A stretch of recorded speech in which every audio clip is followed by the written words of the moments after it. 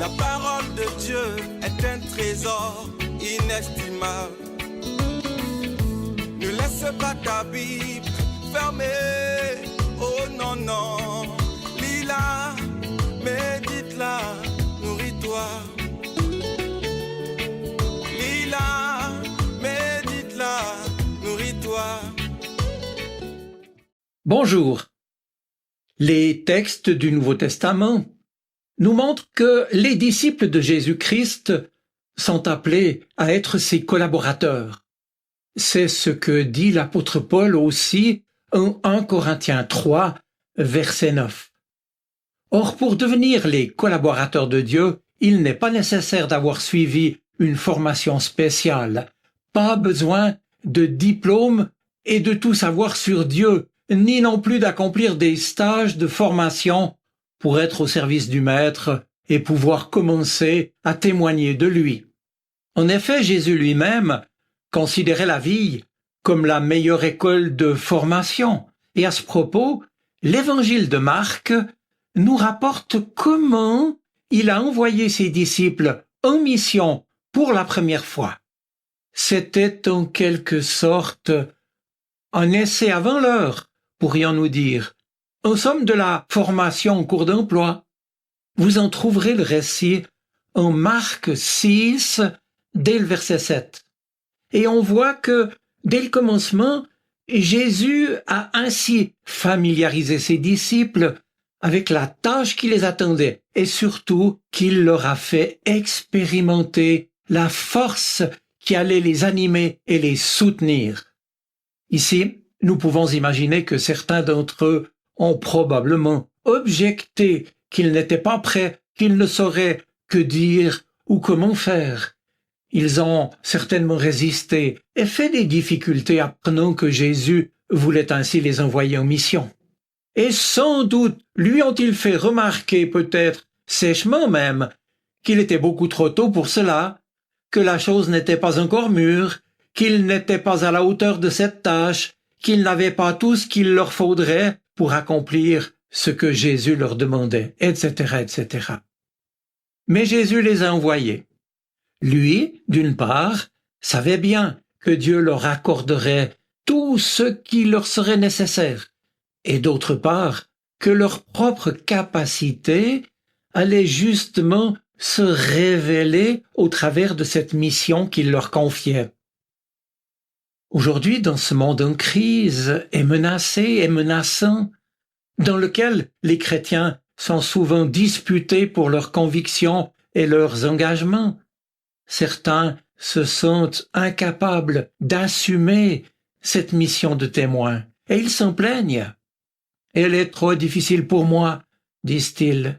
Je ne sais pas bien m'exprimer, et j'ai peur aussi qu'on se moque de moi ou qu'on me rejette. » Eh bien, Jésus pourtant leur répond, « Je sais tout cela, mais vas-y quand même.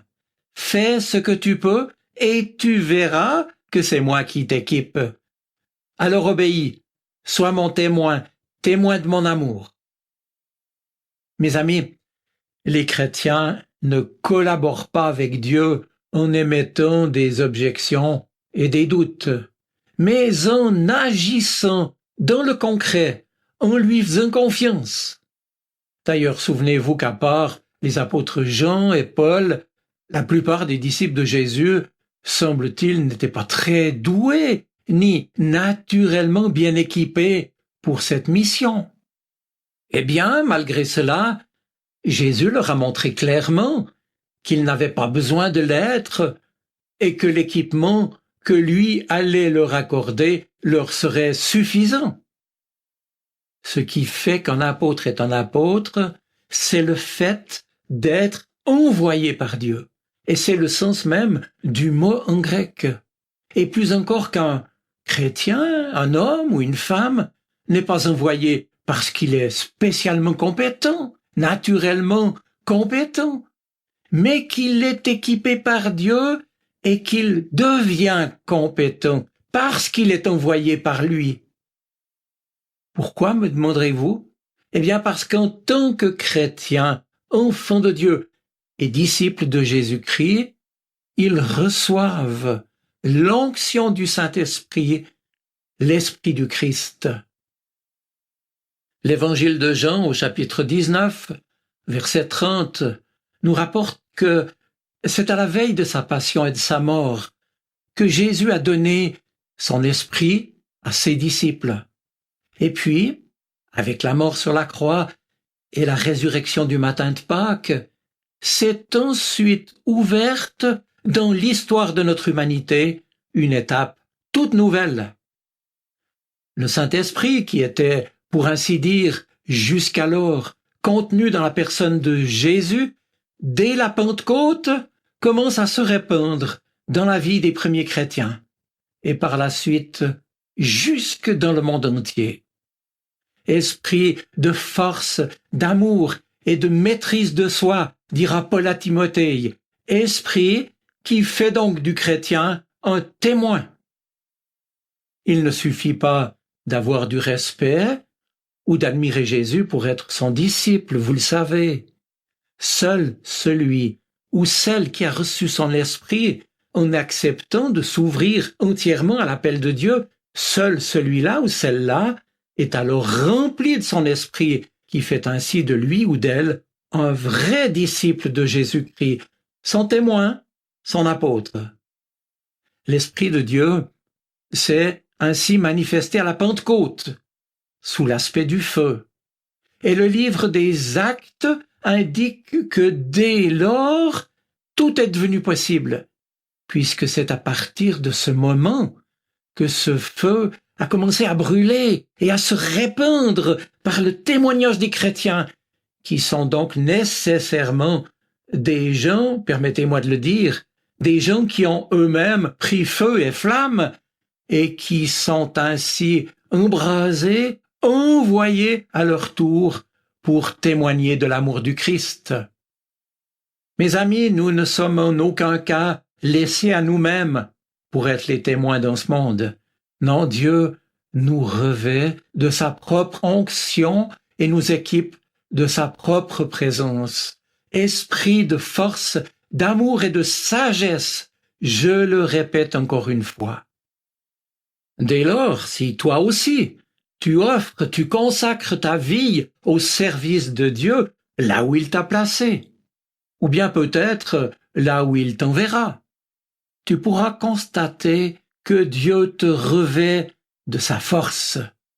Car toujours Dieu donne ce qu'il ordonne. Dieu donne ce qu'il ordonne. Et jamais tu ne pourras dire qu'il n'y a plus rien à recevoir de lui. Car vois-tu, ton cœur est ainsi fait qu'il se dilate et augmente sa propre capacité à être rempli de l'amour de Dieu. Et dans la mesure où tu te laisseras de plus en plus remplir par lui, qui ne demande qu'à agir en toi et à rayonner au travers de toi. Tu en feras l'expérience. C'est là ma prière pour chacun d'entre nous. Et c'est ma prière pour toi aussi qui m'écoutes. Place-toi devant Dieu et dis-lui, Seigneur, je suis là pour toi, toi qui m'as tout donné au travers de ta vie, livré pour moi. Remplis-moi de ta présence et de ton courage pour vivre aujourd'hui et demain comme ton témoin. Mes amis, je vous souhaite une bonne semaine. Soyez bénis. Amen. La parole de Dieu est un trésor inestimable. Ne laisse pas ta Bible fermée. Oh non, non.